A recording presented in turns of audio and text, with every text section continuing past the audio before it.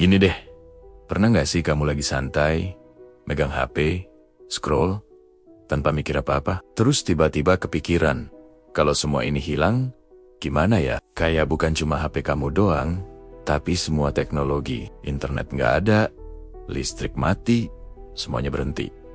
Awalnya mungkin kedengeran, kayak nggak mungkin lah. Tapi coba bayangin, pelen-pelen, kalau itu beneran kejadian. Bayangin, kamu bangun pagi, seperti biasa, tangan langsung nyari HP, tapi nggak nyala. Kamu masih santai. Paling baterai habis. Kamu charge, nunggu, tapi nggak ada tanda-tanda hidup.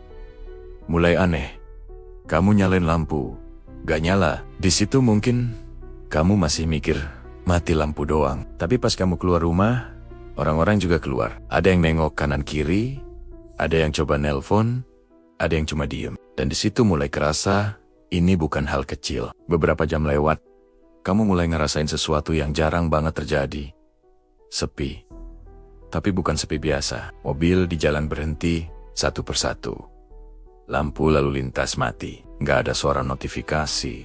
Nggak ada suara mesin. Kayak dunia tiba-tiba direm. Orang masih jalan. Tapi bingung. Nggak ada yang tahu harus ngapain. Dan anehnya, tanpa kita sadar, kita tuh selama ini bergantung banget sama hal-hal kecil itu. Menjelang malam, suasana mulai berubah. Orang mulai panik, tapi nggak langsung heboh. Lebih ke gelisah. Supermarket mulai penuh. Orang beli apa aja yang mereka bisa ambil. Bukan karena rakus, tapi karena nggak tahu besok bakal gimana.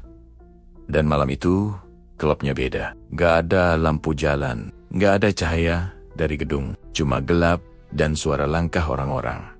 Masuk hari kedua, baru mulai kerasa beratnya. Air mulai susah, karena pompa nggak jalan. Makanan mulai berkurang, karena distribusi berhenti. Dan hal-hal kecil yang biasanya kita anggap sepele, jadi penting banget. Kayak cuma sekedar dapat air bersih aja, itu udah mewah. Dan di situ, kamu mulai mikir, selama ini kita tuh hidup terlalu nyaman ya. Hari demi hari, orang mulai berubah. Yang bisa beradaptasi, mulai cari cara.